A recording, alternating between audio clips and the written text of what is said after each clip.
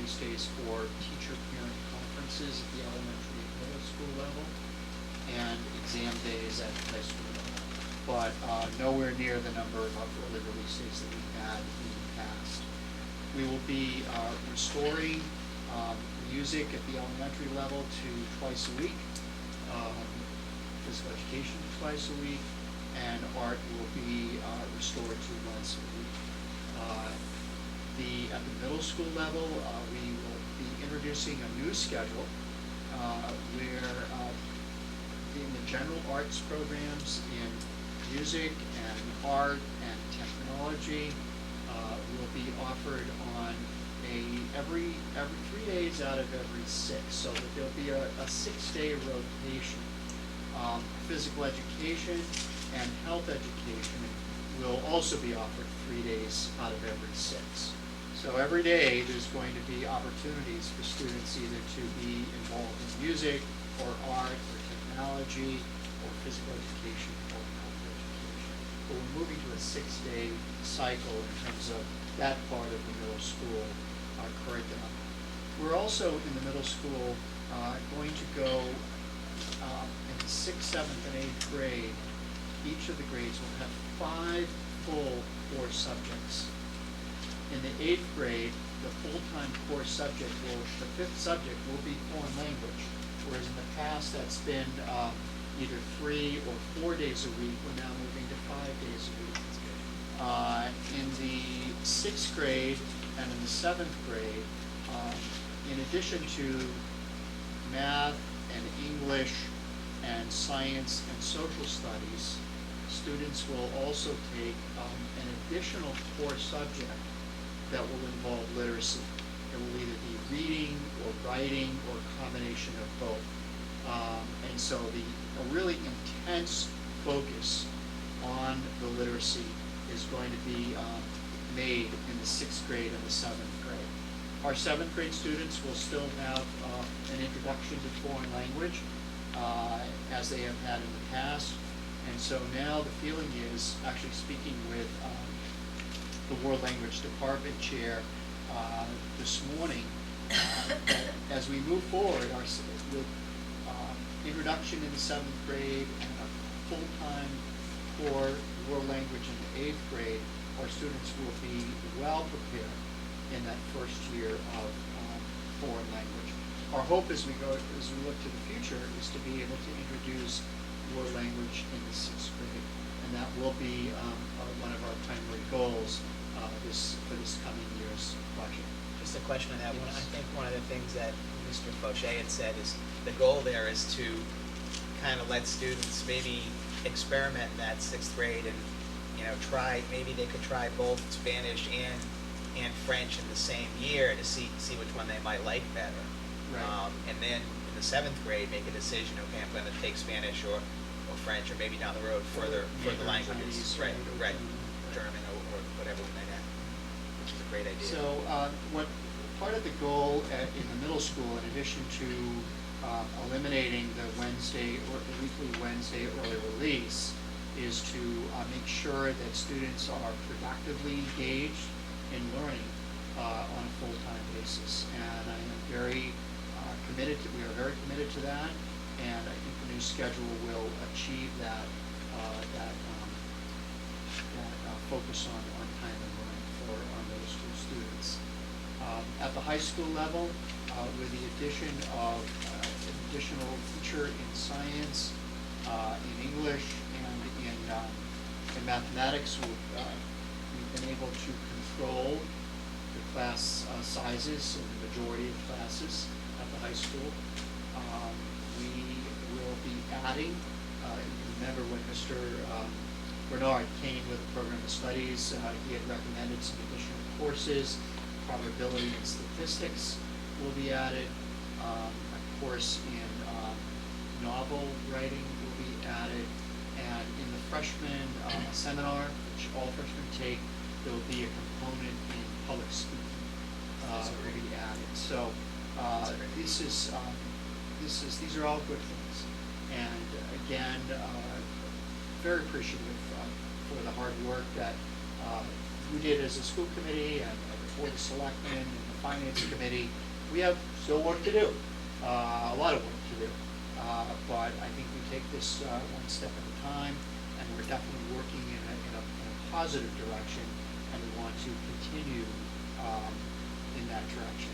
I'm still, when we get the statistics that say that North Reading ranked at 13 out of all the districts on per pupil expenditures, we certainly can push ourselves upward. And there are many things that we still need to achieve.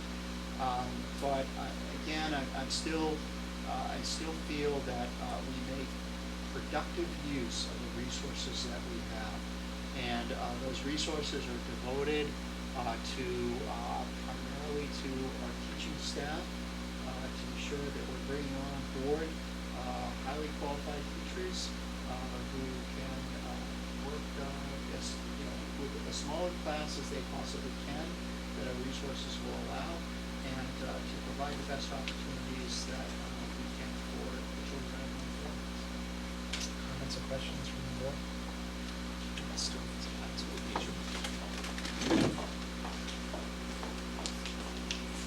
David, while you're up there, I just wanted to make a comment that while I strongly believe that there are additional programs, additional foreign languages, other courses that we should be offering in North Reading, which requires more funding, I also think that in the same way that the state treasurer looked at the cost of building a Batchelder school and said we should be made a model for other towns to follow, they might want to look at how we educate and how much we're spending on education. I'm not saying that everybody should come down to our level, but I think it's interesting the results that we're able to achieve in this town, being 15th from the bottom in per pupil spending and being almost $3,000 less than the state average. And again, we need to offer more, I believe. We need to offer more variety in our high school, whether it's business courses or school to work type courses and more foreign languages. But at the same time, for what we spend, I believe we offer quite a bit. If you look at some of those per pupil spending in other towns, one thing jumps out at you is they're top heavy in their administration.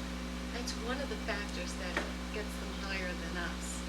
And that we do what we do with the fairly small administrative minimal, staff. right. It just speaks to the quality that we have in those schools. Can't oversee that.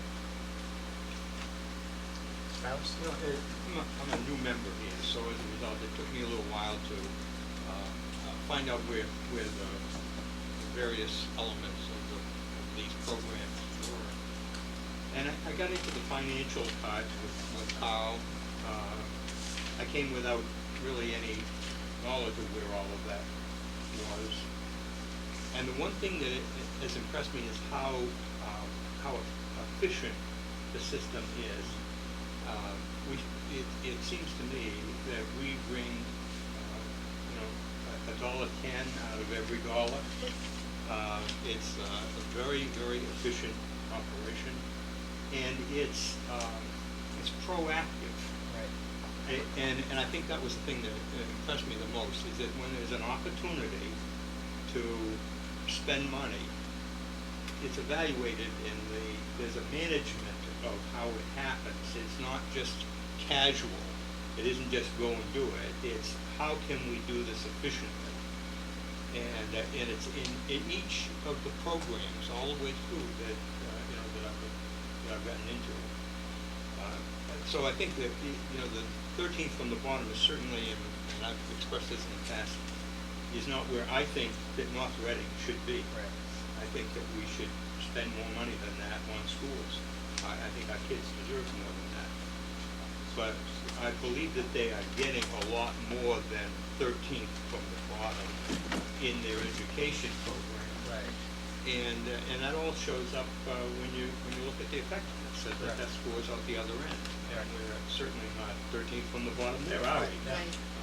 13th from the top. Or even Well, I think it speaks to Cliff. If you added more money, they're not going to add $3,000 per student to bring us up to the state average, but the efficiency that you speak of says that if we added $100, we probably get $110 or more value out of that, or $1,000, you get $1,100 value because of the efficiency that I believe is built into the system. I think if each taxpayer in town were to be able to observe what I've observed in the last 3 months since I've been a member here, I think they would all feel a little easier about paying their tax bill.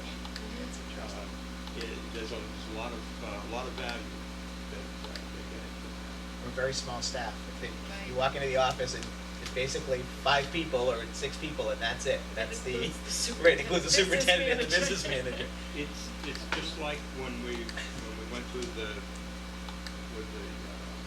walk through the high school with the school funding agency, and they said, you get a lot for your money here. Right.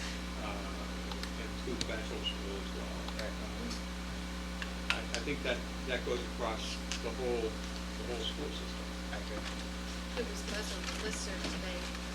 Many other school communities Right. are trying to get efficient, and I'm reading through them, I'm saying, call Carl, tell you Well, what that's to do. I was They've done gonna, that. I didn't want to burden Carl, but I was gonna send an email to all the school districts in the state saying, call Carl Nelson, here's his number, we've done all that stuff already, but Right. I spared you, Carl. So- Everything that we do. Everything that we do, and that's the thing, you said proactive, I think we're out ahead of this, so people now are saying, oh no, gas prices are gonna be so high and oil prices, Yeah. and while we can't beat down the prices, we've, Carl and the business office has put us in a position where we're gonna get the best prices that we can, and that's been going on for a number of years before Yeah. we had these shocks Yeah. in the system.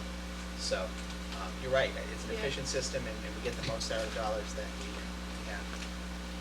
Okay, Dave, are we ready to move back to school building Well, I projects? think so. Okay. I wanted to share with the school committee the update that was provided to superintendents from the Mass School Building Authority. Many superintendents were not able to go to this presentation where Catherine Craven actually made the presentation, so the PowerPoint presentation was sent out. And it's good that we're going through this, because you may have read in the paper over the weekend about Dracut High School and Tewksbury High School being selected, not right away for new high school building projects, but to possibly consider what's considered to be a pilot construction project on a high school that would be a prototype.